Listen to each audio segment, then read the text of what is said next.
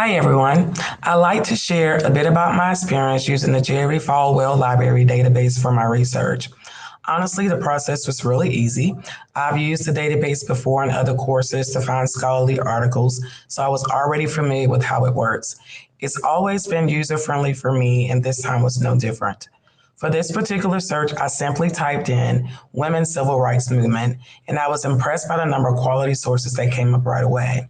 I didn't have to adjust or narrow my search much because the results were already relevant and scholarly. I didn't face any challenges at all during the process.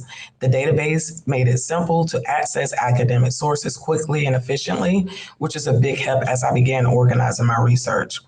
One of the sources that I looked at for my research on the role of Black women in local grassroots civil rights campaigns 1945 through 1975 is an article by Laverne Gant called Passing the Torch, African American Women in the Civil Rights Movement. It was published in the Journal of Black Studies back in May of 1996. This article is peer reviewed and really credible. It gives a solid overview of how African American women contributed to the civil rights movement. What stood out to me was Gant's focus on the ideal of triple jeopardy, which is how Black women had to deal with the combined challenges of race, gender, and class while still stepping up as leaders and organizers at the grassroots level. The article is especially useful for my project because it brings attention to the roles women played in keeping local civil rights efforts going, which often get overlooked. I also appreciated how it dives into non-formal education and community organizing, showing all the different ways women push for change.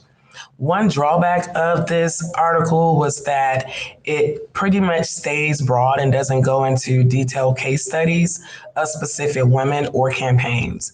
Even so, it gives me a much clearer picture of both the struggles and the successes these women experience. Another article I reviewed for my research is titled I Trained the People to Do Their Own Talking, Septima Clark and Women in the Civil Rights Movement by Jacqueline Dowd Hall and others.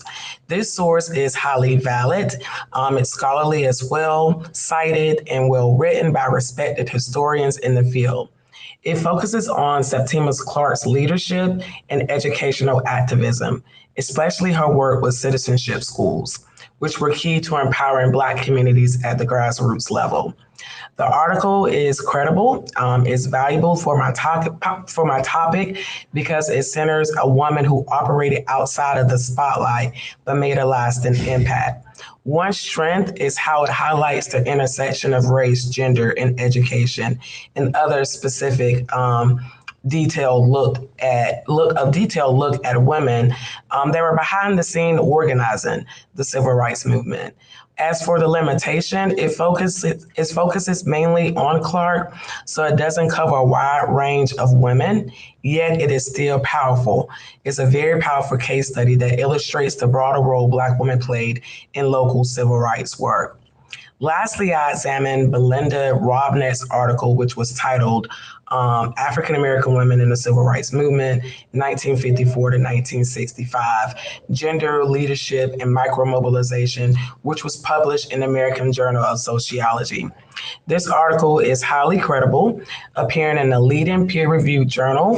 Robnett introduces the concept of bridge leadership to describe how Black women served as vital connectors between grassroots activists and formal movement leaders.